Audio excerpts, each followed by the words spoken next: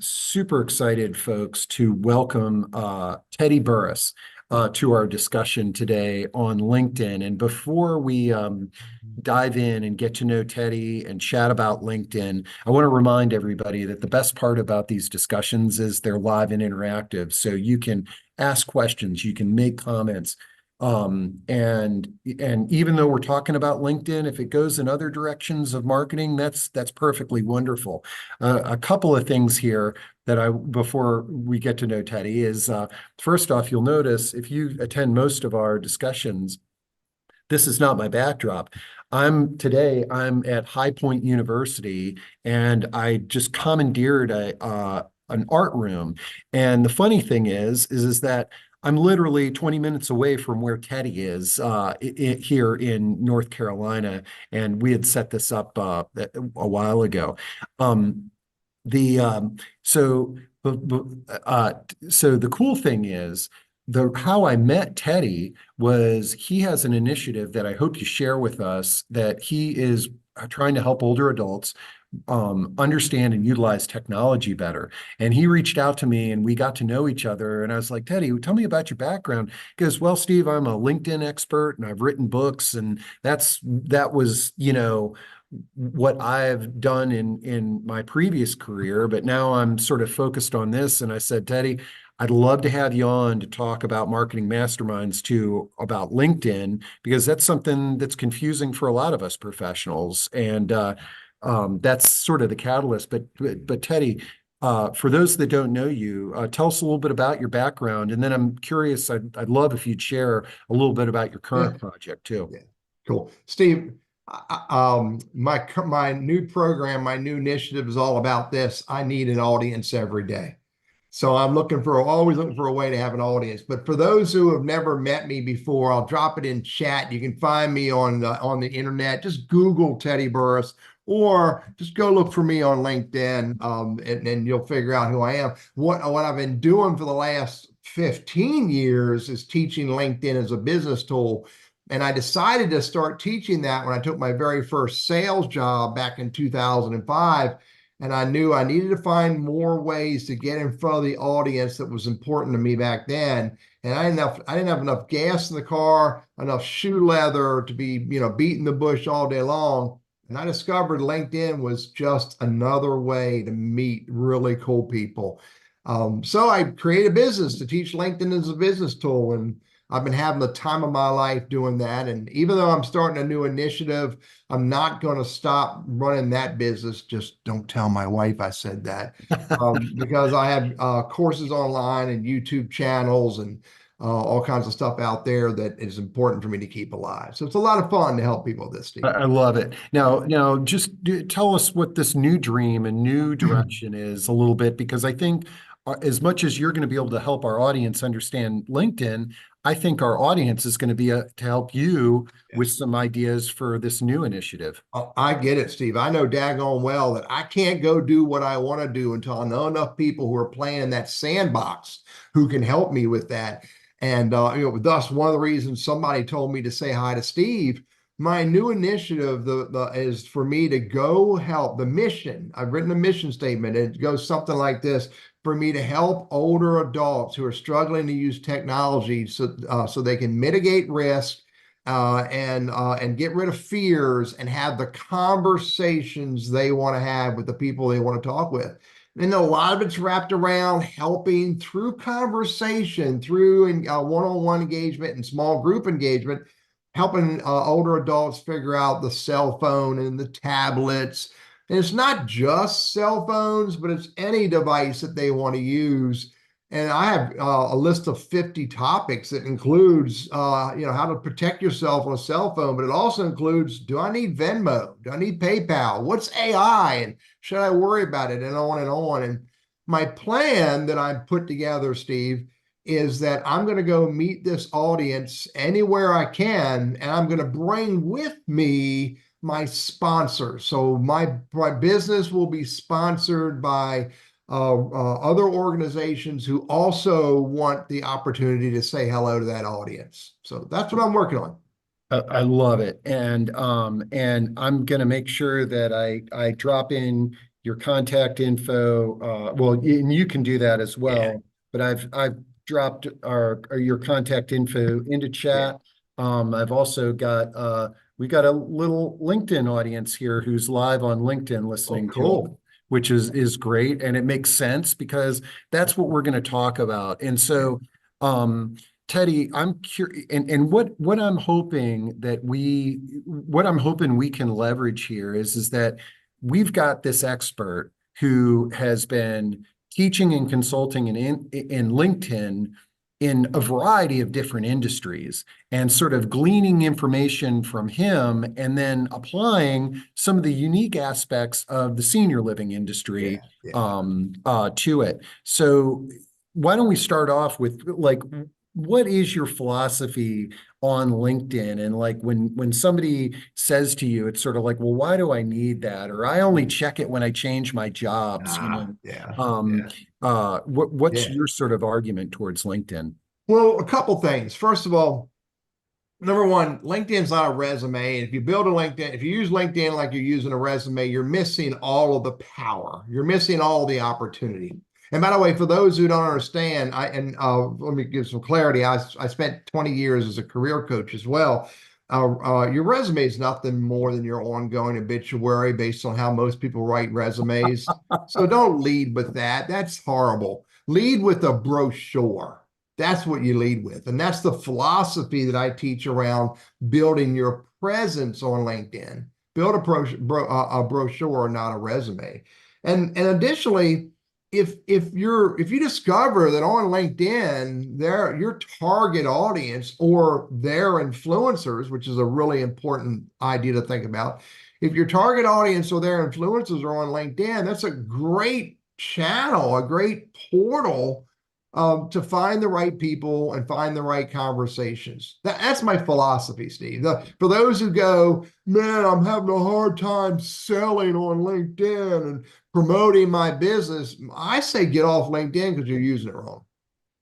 And one thing that I learned, and let me know if this is true, because there's so many people out there that are sort of have different philosophies and they claim to sort of crack the algorithms, Ah, but I kind of found this to be true that um, that using LinkedIn as an opportunity to present you as an individual, as a thought leader, and you as an individual work for an organization or run an organization. That's how you promote your business. I feel like it's a platform where I'm personally having conversations with people that elevates my your brand. viewpoint as a thought leader. And then Yeah. they're sort of like, oh, he's with Shady Acres Assisted Living. Well, that must be a pretty cool place. Yeah, yeah, it really is. Everything I teach is focused on finding the right people to have the right conversations, build some level of trust, respect, and like, and along the way, you may create an opportunity for conversations. And it really is a big missed opportunity not to think of LinkedIn as a place to have the right conversations with the right people. Yeah. Okay. Yeah. Now, when we first met, you kind of rattled off like a few points that you like to tell everybody to um, Yeah. address. And I also want to remind our audience, and I've got an eye on the LinkedIn audience, and I got an eye on our Zoom audience. Folks, we can use this time as sort of a roundtable. So if you've got questions, you've got challenges, throw Yeah. them out there. Teddy loves responding to stuff like that. But to maybe get the wheels going, tell us like what are those points that we need to be aware of? Yeah. And so there's three primary tactics that you use when you're using LinkedIn. And you first and foremost, you got to show up. If you're going to use any business tool, it can't be a sideline business tool that I'll schedule some time on Friday to get on LinkedIn and deal with that crap. You got to look at, if it truly is to be used as a business tool, it's sort of like your phone. It's sort of like your email. It's sort of like your Slack, et cetera, et cetera. You gotta integrate it into the other stuff you're doing. Otherwise, you're not going to get value from it. And so let me break down these three. There's a fourth one that's not as uberly important, but let me break down these three things that you have to understand about LinkedIn. And during the first component, I'll answer Doug's question. The first thing you've got to do is you got to build a presence. Your presence needs to speak clearly to your target audience using words that resonate with them, telling your target audience who you are, what you do, what you can do, and what you enjoy doing. And you just can't list a bunch of, accolades. You can't do a bunch of vetting statements. I'm the expert. I'm dang good at what I do. You gotta use all of those different fields available to you to tell little teeny stories. And resumes don't do that. Resumes just list out, I was 25 years in this, and I built this, and I did that. I swung this hammer and chiseled this chisel, and it's not stories. Those are just lists of activities. A brochure tells a story in a way that when the reader reads it, they go, I'm trying to snap my fingers, Steve. This dude gets me. This dude is talking my stuff. He's saying the things that resonate with me. That's a brochure versus the old-fashioned resume from the 50s that just lists all the crap that you did. Number one, it's called presence. Number two, and by the way, you can't do any of this unless you're absolutely clear about who your target audience is. You can't, it's not everybody. You got to know who your target audience is. And we'll talk a little bit about that because I've Yeah. got some insights on that. Yeah. Cool. Number two, so you have the ability to dress up and look really good and snazzy, and you're using keywords, and your presence is right. You built a fabulous LinkedIn profile. You start doing this next thing. Most people doing this next step, they start connecting with reckless abandon. They start sending out invites to every Tom, Dick, Harry, Betty that smells like the way they want that person to smell. It's the first time I've used that idea, those words, Steve. That person looks like somebody I want to connect with. So they just send out invites and they hope and pray. And hope and pray are not business tactics. But I hope and pray about a lot of stuff. But in the context of executing on business, it's hope and prayer don't align with that. Well, you have to be more deliberate about your LinkedIn networking.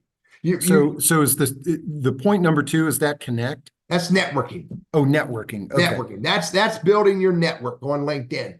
And you start where you are. Those who are just getting started or haven't done it right yet and they want to do it better, start where you are. Connect with the people that you know. Connect with the people you meet along the way. By the way, there's the way I do these numbers, Steve. There's 41,000 people in this Zoom meeting right now. Divide by 1,000. There's 41,000 people in this Zoom meeting right now. How many of them on here do you know? Maybe there's people here you know or want to know, and you're relevant to each other because you're showing up at the same thing. So start where you are, and then if you want to meet someone new, don't send an invite out and again hope and pray. Instead, ask somebody you know to introduce you to someone you want to know. That is far more rewarding than sending out invites to people who don't know you. And the other big aspect about building your network is it doesn't stop there. If you send someone a LinkedIn invite or they send you a LinkedIn invite, the very next thing you have to do in order to get value from your network is to get into a conversation. Now, you're not going to spend the same energy on everybody because you ain't got that much energy. But you are going to very purposefully engage at a higher level with the people you connect with who are really important to you. Okay. Now, did we get to point three? Is that engaged? Coming up now. Okay. Point number two is build a network, focus, purposeful, start where you are, and don't just connect. Try to get into a conversation with them. And the conversation is not a message back that says, thanks for the LinkedIn invite or thanks for the connection. That's not a conversation. Here's point three. So you built a nice looking profile. You're building a LinkedIn network rich with people who are your target audience and you're the influencers of your target audience. Now, just like in real life networking, you cannot go to a positive aging event looking really, really snazzy. And there's 150 people in the room 75% of them are relevant to you in some way or another. And all you do is go to the bar and get yourself a grape knee high and a biscuit, and you stand in the corner. That won't work. That same philosophy applies with LinkedIn networking. You don't build a profile, build a network, and do nothing. Maybe you drop in with a gratuitous, if that's the right term, like. That doesn't help you in the slightest. If you want to get value from the dude was ranting and raving to me this morning, Steve, saying we ought to get rid of LinkedIn. It's not working. So I asked him to give me his LinkedIn profile, and I went and looked at his LinkedIn profile activity, and all I got was reactions. Like, a little bit of loving, like. You got to show up and participate in conversations. So is And that you don't need, is this is that number three? engagement. Number 3 is engagement. Okay, participate and engagement. Okay. Yeah. And you don't need to be doing it all day long and wear yourself out and wear your keyboard out, but you've got to be willing to show up every now and then and do stuff. So that's the 3 core pieces of LinkedIn, Steve: presence, network, and relevant engagement. Okay. Well, here, now, Teddy, when the pandemic hit, I met a woman named Glenna Crooks, who I used to be a LinkedIn like once or twice a month user. And it was just, if I got a compelling email, like an automatic email that drove me to LinkedIn, I would click on it and then I would click around. I was like, gosh, there's great information. But then it just, once or twice a month. And I found that frequency is pretty common, with people that are out there. But when Glenna kind of opened my eyes to how valuable this tool can be, especially in the senior living space, every morning I have LinkedIn up, and now when I if I have a meeting with somebody, I'll search them up on LinkedIn. If I'm not connected, I'll connect with them, and I've seen an insane amount of benefit from using it on a daily basis like that. And so anyways, but okay, I'll share with you something else, but I think I want to address, let's talk about Sherry's question, tips for a strong profile, because that's sort of right there in the that's the core of step 1. Yeah. So tips for a strong profile. Take it to the gym, let it work out. I'm trying to do some analogies in my mind, Sherry. It really starts with this. Your headline is 220 characters. The headline, which is the text below your picture and all that stuff, it comes with you, goes with you wherever you are on LinkedIn. It goes with you all over the place. That's your headline. I'm sharing yours. Whoa, that dude needs a trim. Guiding humans with LinkedIn presence and networking conversations. Your sales team can stop wasting time with high focus training. Tell me what you do. Now, by the way, don't please be careful. Don't use my words, and my messaging may be a little different than your messaging, but that's your headline, and don't put your title there. No one cares about your HR assigned title. Tell me what you do. Tell me what value you do. Scroll down a little further, Steve, to the about section, but don't click on anything. Keep going. Do not click. Next, below activity. Everybody look at this right here. Stop. Go back up a little bit to the word about. Don't click. All you see by default is 3 or 4 lines. In your about section, which is 2,600 characters, which is daggone near a book, all you see by default is 3 or 4 lines. If I'm your target audience and you don't get my attention in those 3 or 4 lines, I'm not going to click on see more. I'm going to become quickly moving on to something else. And Teddy, here I'm going to interrupt you here real quick. Some LinkedIn expert or some YouTube video I watched said that in getting people intrigued to click on see more, whether it be on your profile or on a comment or in a post, all of a sudden now LinkedIn knows that this is an interesting person. Yeah. This is an interesting post. And then they give it a little bit of a boost. Is that correct? The more eyeballs you get on your profile, the more time someone dwells on your profile, the LinkedIn algorithms think there's more value here. And so then they could, it's not factorial, but they will potentially rank your content and your profile a little higher. So yeah, absolutely. Every site does that. The more people dwell means stay on the page, the more the algorithms will say this page is getting more eyeballs. We want to get it seen by more. And it does Okay. start with content, Steve. It absolutely starts there. So And then, okay, so that you're about, so it's that first three lines, three to yeah. five lines. And then, below that, it's just, you're going to get the people that get intrigued by what you've written there. And but one more thing to remember, that 2,600 characters, nobody reads that for the most part. I know if you do, because you're going to ask me why I'm a banana farmer. No one reads that, but you're building your LinkedIn profile for two people. You're building it for the human who reads the top third, and you're Hmm. building it for the search engines because you're using the words and phrases that your target audience uses / looks for. Okay. Yeah. And So then now this is more of the resume area of your. yeah, but I'm not going to write it in a resume format. There's a lot of text in there. Each one of those positions is 2,000 characters with a text.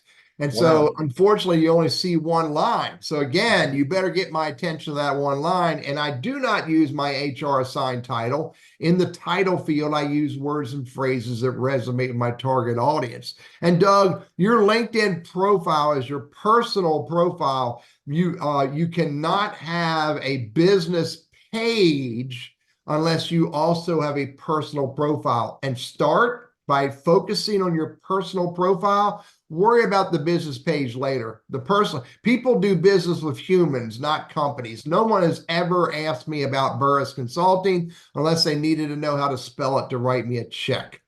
Yeah, and what I've really discovered is that like when you click on, unless it's a company like Amazon or Or Burriss Google Consulting. or LinkedIn, yeah, I mean, like, but yeah, but for example, I mean, you don't have nearly as many connections on Burris Consulting as you have on My your own person. personal profile, but that makes sense. And folks, Yeah. I think of LinkedIn as this worldwide, international, 24/7 networking chamber of commerce meeting, Yeah. Yeah. that we can tap into at any point in Yeah. time. It's all about the human. LinkedIn Mhm. is it's all about the human. If you want to bypass the human, that will fail in life and LinkedIn. Ooh, we're recording that. Good. Yeah. I love it. Okay. Yeah. Okay. So this is really cool. I want to Uh, share something with you.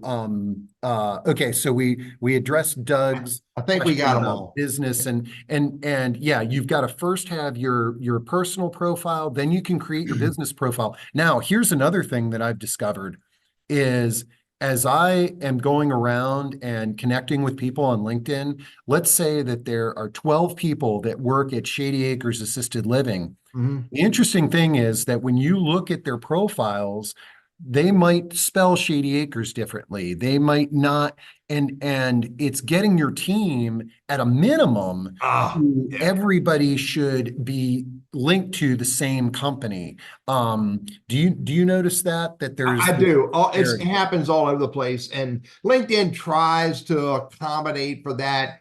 If you're not connected to your company page, but you wrote it right, then they could potentially show you in the LinkedIn search for those employees. But one of the things I tell business owners who appropriately so, they want people to know about their business, and I get that, but please do not take all of your employees and tell them that they have to have a branded profile. We are all individuals. We are unique individuals. We should be representing the company we work for, but as long as we're doing it appropriately, let us represent the way we want to represent. Please don't put the same banner on all 200 employees, and don't force them to use their HR assigned titles or to use your company text on their about section or their experience section. Let them be real humans, and you'll Okay. find you get better results from them. So, Teddy, let me share one of my major LinkedIn success stories, and I'd be curious about your feedback. And I'm hoping that this is helpful to our audience. And oh, let's see. Gary's got a here. I'll do that in a moment. Oh, so I'll go to Q&A. I get that. Yeah, Um, let's answer Gary's question about the premium service, yeah, yeah. because I subscribed to that for a little bit and I stopped my subscription. I found it interesting, but I didn't feel like I was using the database Yeah. to the full extent. What are your thoughts on that? So I say don't pay for any flavor of LinkedIn Premium, whether it's Business Premium, Sales Navigator, or another flavor of Sales Navigator for your company. Don't pay for it until you hit what's called the commercial use limit. And you're going to say, I don't know what that is, Teddy. And I'm going to say, that's fine. That means you're not using LinkedIn as powerfully as you could. So if you're not hitting the commercial use limit, which means you're not getting all the search results that you would like to get, don't pay for it. Now, there is one variation of that answer. If you are deliberate about your professional development and you like online courses, you may want to pay for Business Premium, which gives you some added tools and functionality, but you may want to pay for LinkedIn Business Premium just to get LinkedIn Learning, which is a pretty cool tool as well. But generally, I tell business professionals who are not using online learning tools, don't pay for it unless you are actively searching every day or every other day, because that's Yeah, really the value. and so okay. Now here's this is an interesting thing. So here I'm going to share my screen Yeah. because when I had the upgrade, and I think it was Sales Navigators that I It's a whole nother interface. Yeah. yeah, but so I just was able I have an unpaid account right now. And one of the Mhm. things that I liked about it is that in that other interface, they made it a little bit easier to just see how many people there are that meet a various categories. But what I discovered was I can do it on the regular LinkedIn account. And so folks, if what you see on the screen here, I typed in social workers, and here I'll make it social worker because nobody That's is a, how you're going to see it in the data. yeah. Yeah. Yeah. So I typed in social worker, and then you're under people, and in the Washington DC metro area, and look at that, 15,000 results Yeah. here of Yeah. social workers in the Washington DC area. And um, I would go through this and I would find folks that I would want to connect with in a meaningful way. Yeah. And I would connect with them, write them a little note, and I was blown away at the responses that I was getting when I would go through that process. And And that's why, let me drive it down a little tighter for you, Steve. sure. And so, because you're not paying for LinkedIn, you want to make sure the search result you're looking for is the smallest viable audience. You do not want to look at a list of 15,000. You'll never get through it. And the algorithm will say that you're trying to use it to sell, and they'll shut you down. Instead, drive the people list. You get, I think there's like 15 filters under the word all filters. Drive it down by region, drive it down by seniority, drive it down by connections, drive it down, by all kinds of different filters. So you're looking at the smallest possible audience. And by the way, if you're searching, don't search for first and second level, only search for second, because you're already connected to first level. That's a different conversation. But if you're going to use LinkedIn search without paying for it, no matter what you're doing, drive it down to the smallest viable audience so you have a list that's workable. Otherwise, it won't work as well. No. Oh, this is great. I didn't even realize this. And so, yeah, look at this here, folks, is that, I got my second connections here. I'm going to show the results of second connections. Yeah. And so now I'm down to 2,600 results, and Still too big. all of these people are connected to somebody that I know. And so that can make it a lot easier. So to answer Adele's question, Adele, the best way for you, in this case, for Steve to connect with Miranda Navarro the best way for him to do that would be to call Tammy Grazilio or email her, depending upon Steve's relationship. Listen to this process, folks. It's pretty easy. And ask Tammy 2 questions. Tammy, how well do you know Miranda? Tammy, is Miranda the right person for me to connect with regarding X, Y, Z, what I'm doing? If so, hey, Tammy, do me a great favor, send her an email, copy me on it, and introduce me to Miranda so I can have a conversation before I hit the connect button. Yeah, no, that's great. Now, okay, let me talk about what I call my LinkedIn major success story. Here, let me go to my profile. Okay, so here's my profile, and as you can see, we're live on LinkedIn there. Okay, but and as I'm looking at my profile, I've got to tune up that Headline. headline. Yep. Okay. But down here, so I'm going to click on this link here because this is the closest thing that I've ever had to something viral on social media. And there's a couple of things that I discovered in this.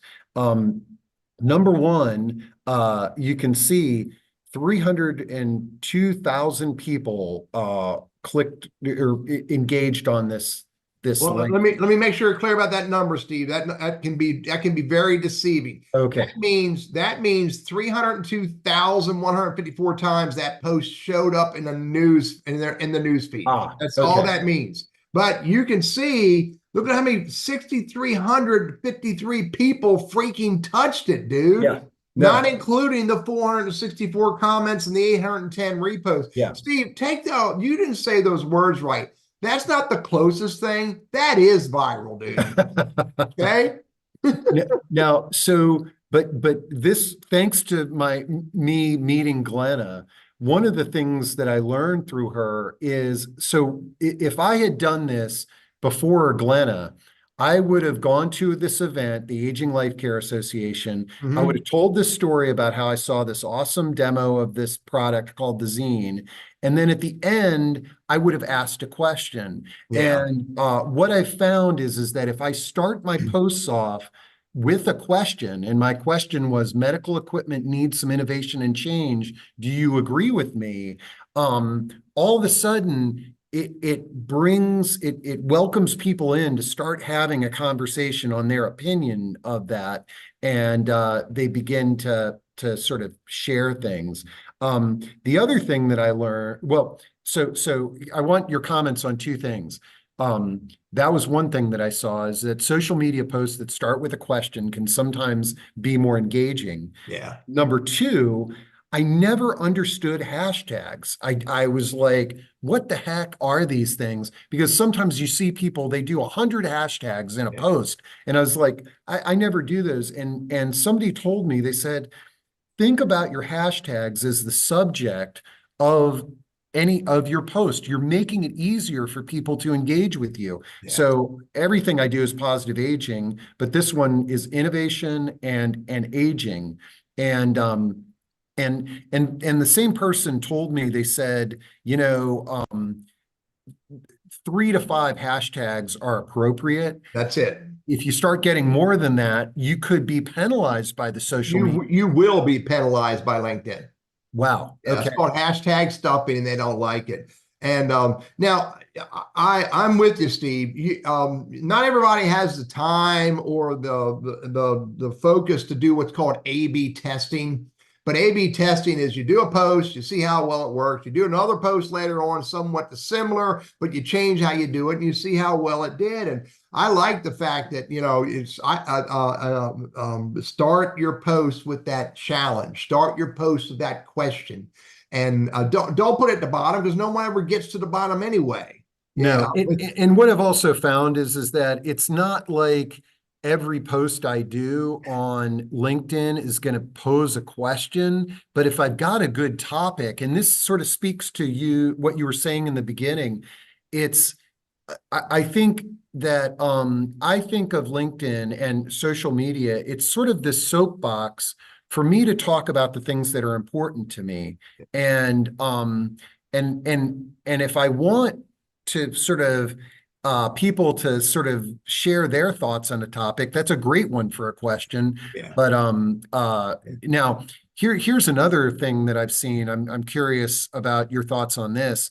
Is I noticed that some people they'll do a post like the post that we're looking at. I I tagged a few people, Yeah. but I only tagged 3 people. Okay, in the post. Yeah. But I've seen some people, they'll do posts and they'll tag like 100 people. And just like a bunch of hashtags, this guy told me that you're going to get penalized Yep. because they think that you're trying to just build more Yep. views. Yeah. Horrible way to treat people. You know, you don't stand on a street corner and yell everybody's name out and try to get everybody's attention. You might get arrested for that. And the same thing on social media, you don't tag everybody thinking that it's going to get you more views. If you want views, if you want people to engage in your content, write something meaningful, share something important. I refer to it as this, Steve. I give away everything that I make $1 million a year doing. I give it all away for free in little teeny pieces all over the internet. LinkedIn, YouTube, Quora, Tumblr, Bumble, Tinder. I give it, oh, wait, I don't get all of them, but I give it all away for free. And when people discover that you care enough to give, that's a brand builder. If all you're after is, I want everybody to look at my stuff, then you're needy, and no one wants to deal with needy people. Yeah. Man, So okay, this is great. This is great info. Okay, now okay, now I got another post, another type of post that I've discovered some benefits with, and this could be viewed as gaming the system, but it seems to have worked for me. Okay, and again, it was somebody gave me advice. So, those of you who are in the Mid-Atlantic know that we have these networking events that are all about coming together and meeting face to face with each other in various venues. And we in the senior living professional, we see posts on these all the time. Like somebody has a happy hour yeah. and they in you know they shoot a bunch of photos. And so like I'm going to show you, this is the last one of these that I did for the Northern Virginia Senior Resource Network. Mm-hmm. I put a bunch of photos here, and you'll notice that I only tagged our speaker and our host and Yeah. a couple of the meetings. But then this is what I've been doing to help the people that attend, because what I heard is so that listing, and you see this one, I've got 5,000 impressions, 161 engagements. But what I did was instead of putting the individuals who attended this meeting in the post body, Mm-hmm. where I put them is in here in the comments, because what I heard was that putting them in the comments, you may not be penalized the way that you would be in a post. But what I also do is I send an email to everybody who attended the meeting, and I say, thanks for coming to the meeting. If you want to connect with other people at the meeting on LinkedIn, go to the comments. So it's Yeah. kind of feeding our community Yeah. onto the social media. Yeah. It, I'm not a fan of tagging everybody just for the sake of getting my content seen, but I understand the tactic. And again, I'm Teddy. I'm full of ideas. Use them as you see fit. Not everybody subscribes to Teddy's philosophies, and I'll tell you, you can have. It used to be you can only have 9 images. I think you can have as many as 20 images in a post now. So if you're posting images that are all in the same orientation so they post easily, if you're posting images, post images of people enjoying it. Post images of people clapping. Post images of people hugging and smiling. People want to participate on content that shows other people enjoying life. And by the way, Steve, another good buddy of mine, Rich Schlentz, he posts images all the time. And I said, dude, I want to see you in these images. I want to see your wife / business partner. Don't just take pics. take pics of you doing things, take pics of you engaging with people, and that can elevate the reach on that content. Ooh, Jennifer has a question about AI, Yeah. and Jennifer, let me.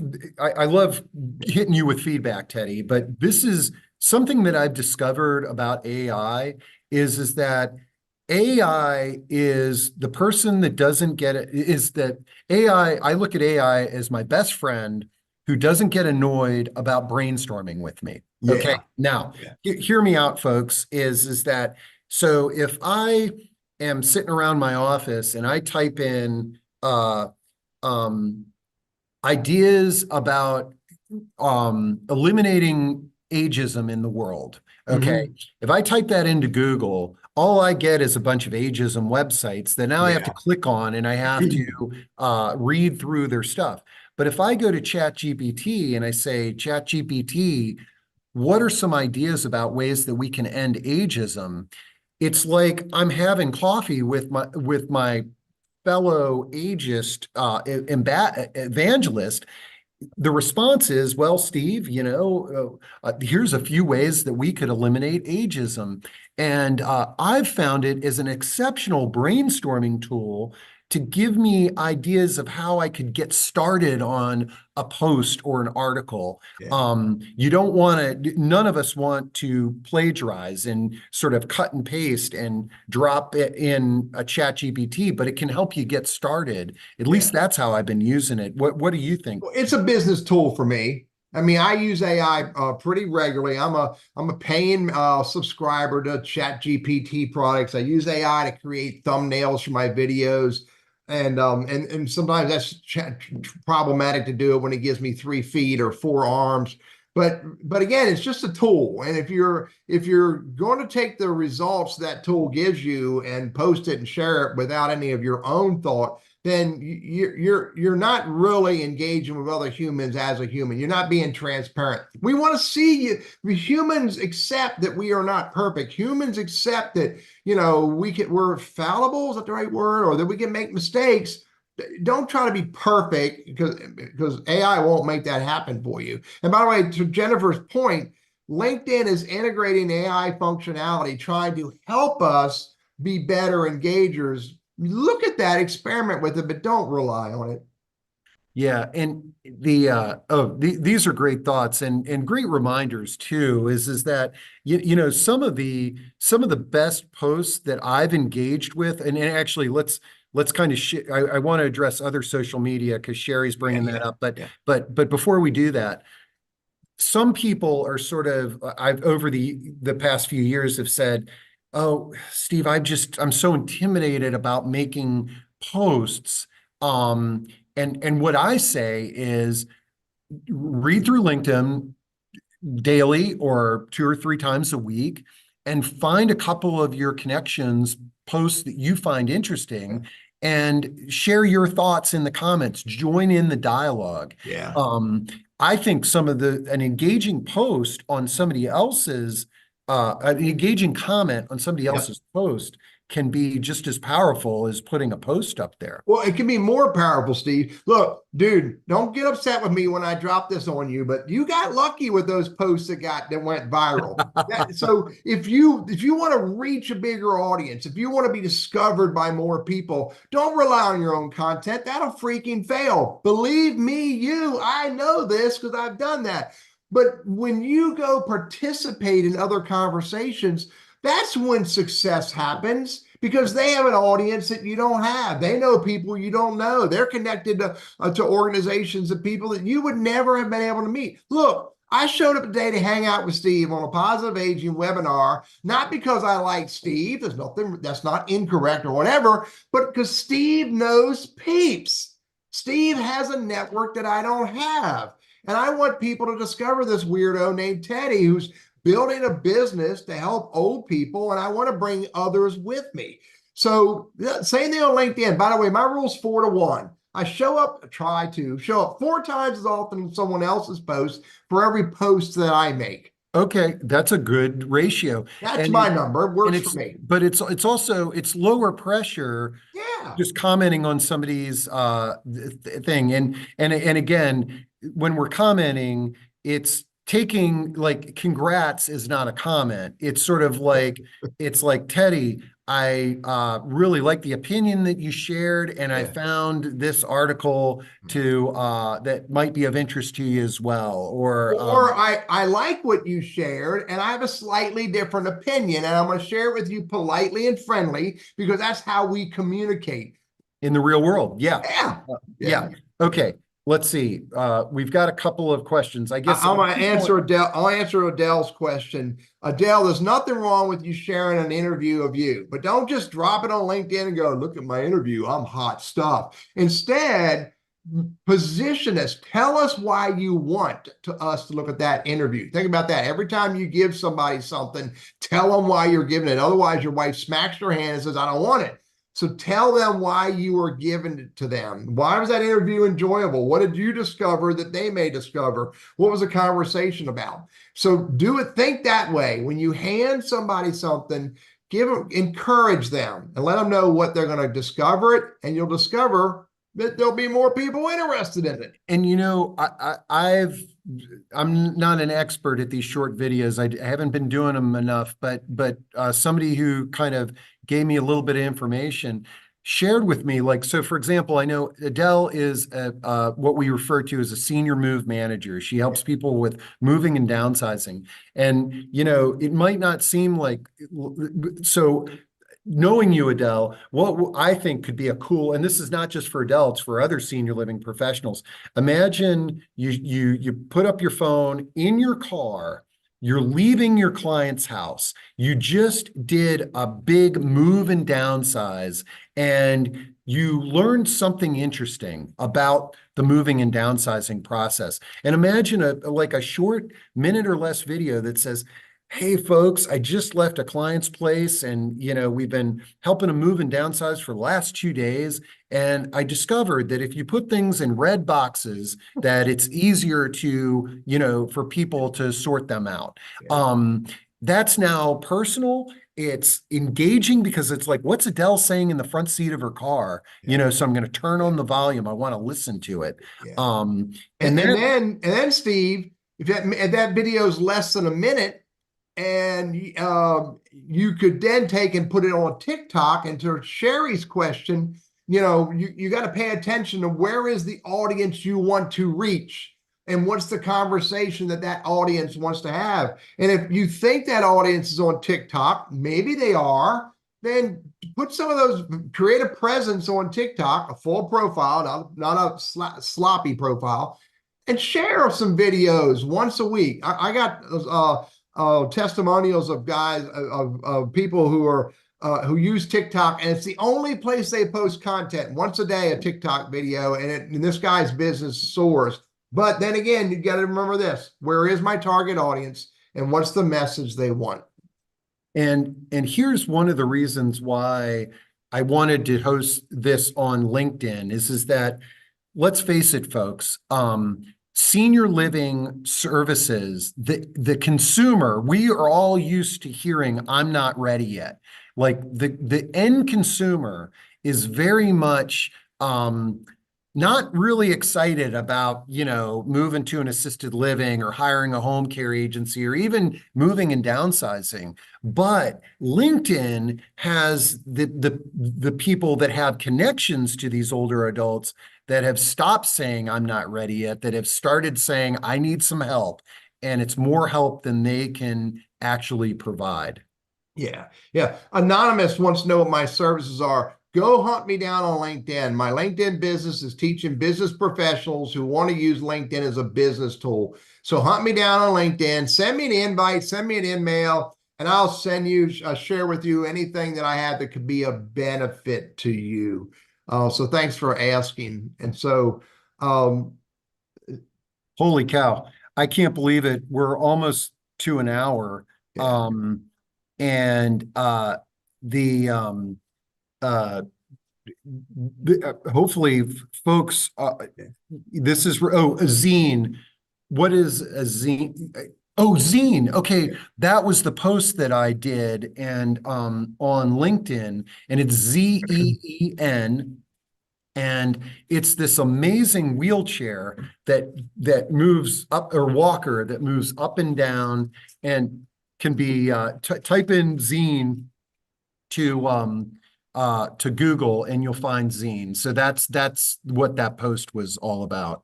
And then okay, I got it. and then yeah, talk about I, Johnny's question Well, about Johnny repo. asked, you know, do I like to share, or basically, do I like to share or repost company content? And I do. There's nothing wrong with reposting company content. I think it's worthy of doing if you respect your company and you think the content could be a benefit and useful to your target audience. But don't rely on that. Really, that comes back to the 1 to 4. I don't care if it's one original post from you or a company reshare or whatever. That's the one. 4 other times, go show up in a conversation. That's much more rewarding for everybody. All right. Yeah. Then let's wrap up with this last question. And Teddy, I'd love to have you back on because I think we could dive in to some more specific elements of LinkedIn. Or one thing that we might even do is do like a masterminds, like Yeah. maybe a workshop or something for Where I have to go read a book first? yeah, yeah. But so this person says, why is it that when when I ask Google a question, you check the weather forecast for snow on the Weather Channel that for the holidays? I get it. I get Oh, it. okay. What Anonymous is asking is, why is the internet snooping and paying attention to what I do? Because that's what the internet's all about. If internet is all filled with capitalism, capitalism requires marketing, marketing requires paying attention. We give the systems permission to pay attention to what we put on there. What I offer is this: as long as you're not doing anything you don't want to be doing, as long as you're not doing anything you want your mama to find out you be doing, then just use the tools and don't worry about the things paying attention to you. Right. And what I've found is that in the last, 25 years, I actually like the ads and the promotions that I get now online because Relevant. it's in line with what I'm Yeah. talking about, and it's targeted to me. Whereas before it was like you know what Yeah. they were selling online, and everybody got it, Yeah, I So get it.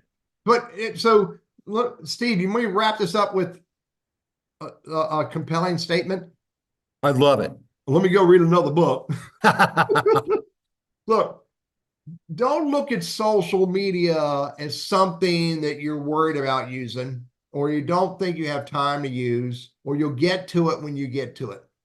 Just like using your telephone and your email, just like walking down the street and saying hi to somebody or going to a networking event. Think about what you want to achieve with social media, LinkedIn, YouTube, Quora, et cetera, et cetera. By the way, remember this: YouTube is the #2 search engine in the world. So the more content you create as a journey, not as a race, the more you can be discovered as an authority based on what you're talking about in this content. So be purposeful about building a LinkedIn presence that speaks to your target audience, which, by the way, you need to know who they are. Be purposeful about, using all the fields of your LinkedIn profile appropriately. Again, it's a journey, not a race. Secondly, be very purposeful about who you connect with on LinkedIn, and don't just send invites out and hope and pray. Be very deliberate about it. If I wanted to talk with Mary Jo Saavedra, and I apologize if I say your name wrong, I'm going to find somebody that knows this person, and I'm going to ask for an introduction. Let me say it again, if I really want to talk to Sherry Haber, I'm not sending her a LinkedIn invite and hoping and praying. I'm going to ask somebody to introduce me to her, and I bet you I've got a second level connection to her. So Yeah, be and purposeful about that. And for the, I gotta be careful what I say. Guy smacked me for saying this, but I'm gonna say it anyway. For the love of everything holy, do not send out LinkedIn invites and then say thank you. If you send an invite, that means you clearly want to have a conversation with that person. You just don't want to put them in your network. And my last rant is, be willing to get into conversations. That's where the magic happens. Steve, can you read the banner above my head? It all starts with a conversation. That's been up there for 10 years, and they'll go with me everywhere I go because that's true. Think about it. I don't care what it is. Everything we achieve in life, everything we discover in life, everything that we get introduced to in life, it doesn't happen because we stubbed our toe against something. It happens because we're willing to have a conversation. I love that, you know, marriage, jobs, sales, everything The starts second with and a third conversation. marriage. Divorce, yeah, no, that starts with a conversation too, or I've been lack wearing of. this ring for 45 years. I'm a lucky man. Oh, you are. Yeah, I got one too. The anyways, all right, this has been great, Teddy. And Adele, hey, thank folks, you. yeah, this we'll have you back. And folks, we'll all on the recording link, I'll put Teddy's contact info. And remember, his new project is you know, helping older adults better use technology. So if you want to And the key is I'm bringing the people with me who want their attention. So I'm going to I'm putting together a business where I have sponsors who help me make this happen. That's critical for this to be successful. I love it. Yeah. All right, folks. We'll see you tomorrow. Thanks for those of you who made it here at 3 o'clock. I'm sorry for the confusion. It happens, but it seems like we got a good group here today, and we'll see you at future events. Thanks a lot, Teddy. Hey, Steve, take care.